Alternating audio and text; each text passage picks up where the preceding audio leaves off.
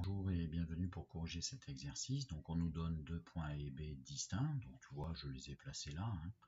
Voilà, j'ai mis la droite, tu verras tout à l'heure pour t'expliquer un peu mieux cet exercice. Et on me demande de placer 4 points MNPQ qui sont définis à chaque fois par une égalité vectorielle. Alors j'ai deux conseils à te donner. Le premier, c'est quand tu as des égalités vectorielles, il vaut mieux que tu partes pour faire la construction d'un point qui est connu. D'accord, c'est plus facile que de te dire, par exemple, tu verras tout à l'heure, là, comme ici, là, par exemple, le point N, je dois partir de N pour aller vers A en faisant le double de A vers B. Mais le problème, c'est que tu es obligé de penser un peu à l'envers, parce que N, c'est ce que tu cherches à placer. Donc tu verras tout à l'heure l'intérêt de ce conseil numéro 1, privilégier le départ d'un point connu. C'est toujours très simple du coup. Ensuite, deuxième conseil que je te donne, c'est éviter les soustractions.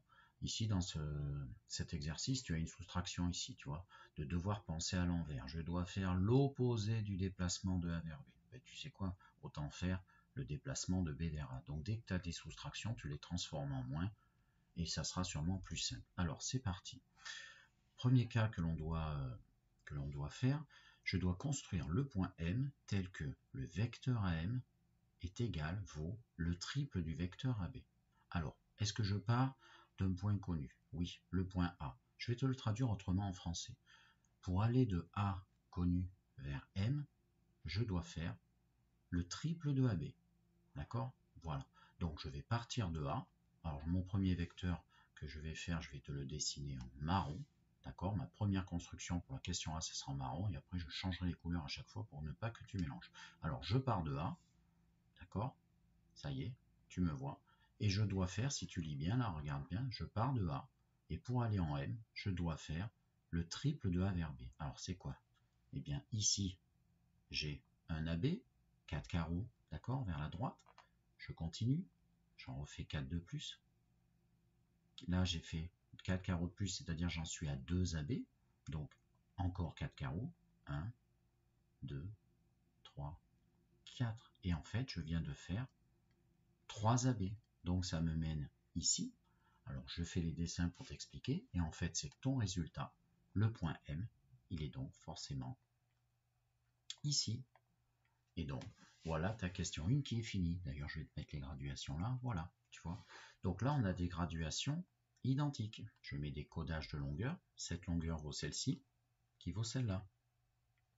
Voilà, ça, c'était la première question. Deuxième question. Je veux construire le point N et que le vecteur NA soit égal à 2AB. Ça, c'est le conseil 1. Là, je dois partir de N, et en fait, N, je ne le connais pas. Alors, tu sais quoi? Eh bien, on va changer l'origine et l'extrémité de ce vecteur. Ça revient au même que de partir de A et aller vers N, et du coup, je vais changer en leur opposé tous les déplacements. Donc, je répète, pour aller de N vers A, il faut faire 2 fois A vers B. Eh bien, pour aller de A vers N, je privilégie le départ d'un point connu, conseil 1, je vais faire non pas 2 fois A vers B, mais 2 fois B vers A. Et du coup, maintenant, conseil 1 que je viens d'appliquer, d'accord, ici, je viens d'appliquer le conseil 1, et bien ça me permet de privilégier le départ d'un point connu. Et donc je vais prendre du vert pour faire cette construction, et donc en français, si je pars de A, j'arriverai en N lorsque j'aurai fait 2 fois le déplacement B vers A. Donc c'est parti, je prends mon crayon vert, je prends mes vecteurs, et donc je te rappelle qu'on doit partir du point A, ça y est, il est là. Je dois partir du point A, parce que c'est ici que c'est marqué, je pars de A, pour aller en N, je dois faire 2 fois B vers A. Alors c'est quoi B vers A? Attention, B vers A, c'est pas A vers B. B vers A, si tu regardes bien ici, c'est 4 carreaux, mais à gauche, je dis bien. Donc si je pars de A, il faut faire 4 carreaux vers la gauche, ça m'amène ici. Et ici, j'ai fait un déplacement B vers A. Moi, j'en veux 2. Donc il faut encore en faire un autre, et du coup, je refais 4 carreaux. 1, 2, 3, 4. Et du coup, me voici arrivé au bout, c'est-à-dire, eh bien, en N. Et donc ça, c'est ton point N qui est ici. Et effectivement, la graduation que je peux rajouter là, tu vois, on a bien, et on va vérifier, si je vais de A vers N, j'ai fait 2 fois ce déplacement qui m'amène d'ici à là, c'est-à-dire 2 fois le déplacement B vers A. Pour aller de A vers N, j'ai fait 2 fois B vers A. Question C. Le déplacement BP, c'est P le point à placer, doit être égal au déplacement AB, ou le vecteur BP égale le vecteur AB. Alors, je pars de B, qui est connu, et P, ça sera l'arrivée, en ayant fait A vers B. Bon, c'est parti, je vais partir de B, je vais changer de couleur, vecteur bleu, je pars de B, donc, je pars de B, je pointe en bleu ici sur B, pourquoi? Parce qu'ici il y a B, et je veux aller en P en faisant donc A vers B. Donc, A vers B, c'est quoi? Si tu regardes bien, attention, c'est A vers B, là, cette fois-ci, c'est l'opposé de B vers A, c'est donc 4 carreaux à droite. Du coup, A vers B va m'amener ici, et je suis arrivé. Et donc, mon point P, il est ni plus ni moins qu'ici. Voilà. On vérifie. Est-ce que B vers P égale A vers B? B vers P égale A vers B. Oui, c'est bon. P est positionné ici. Allez, dernier cas. Donc, dernier cas, le vecteur AQ, bon, ça va, je pars de A qui est connu, Q c'est l'arrivée, doit être égal à moins 3/2 du vecteur AB. Bon, il y a ce petit moins qui va t'embêter, tu es obligé de penser à l'envers, l'opposé de 3/2 de AB. Alors, tu sais quoi? On va utiliser le conseil numéro 2. Et donc, le conseil numéro 2, je vais l'appliquer de suite qu'à la partie du membre de droite. Pourquoi? Parce que à gauche, ça me va très bien de partir de A. Donc, je vais laisser AQ ici à gauche. Petite transformation. D'accord? Alors, bien sûr, ce sont, ici, regarde, je complète un petit peu mon B, ce sont des égalités équivalentes. Donc, moi, je préfère choisir cette deuxième, justement, plus simple. Et donc, si je ne touche pas au membre de gauche, ça veut dire que le moins, ma seule façon de le transformer, c'est de faire que ce coefficient d'ailleurs moins 3/2, mais moi je vais dire plus 3/2, mais du coup ça ne sera pas de A vers B, mais de B vers A. D'accord?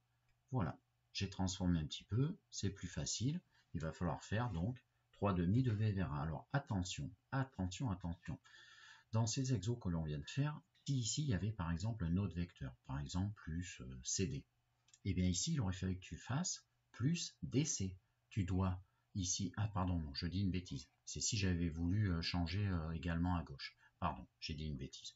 Donc ce que je veux te dire par là, par rapport à ce conseil que je voulais te donner, c'est que si par hasard tu as envie de changer le sens et de tout le membre de gauche, tu dois changer le sens de tous les vecteurs intervenants, mais du coup également de tous ceux qui sont à droite, d'accord?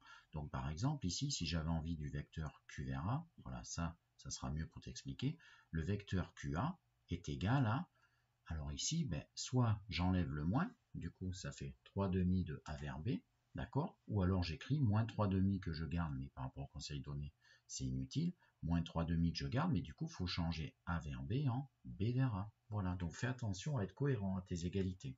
Voilà, alors c'est parti. Ici, je dois partir de A et j'arriverai en Q lorsque j'aurai fait les 3/2, 1,5 fois B vers A. Alors c'est parti, je vais prendre la couleur après bleu et disons rouge. Couleur rouge, je vais partir de A. Pourquoi je pars de A? Parce que là j'ai marqué le point A. Et pour aller au point Q, il faudra faire 1 fois et demi le vecteur BA.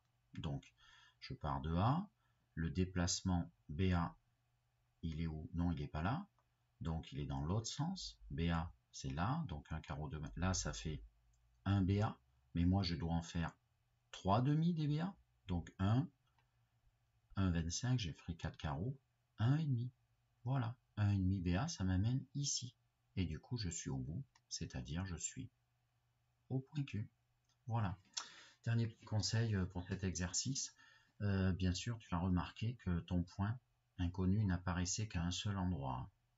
Parce que sinon c'est tout de suite un petit peu compliqué, c'est pas à ton niveau, mais il faudrait transformer l'égalité au départ pour ne le faire apparaître plus que dans un seul vecteur. Nous ici, c'est un exercice un peu plus simple sur ce que je t'ai proposé. Allez, au revoir.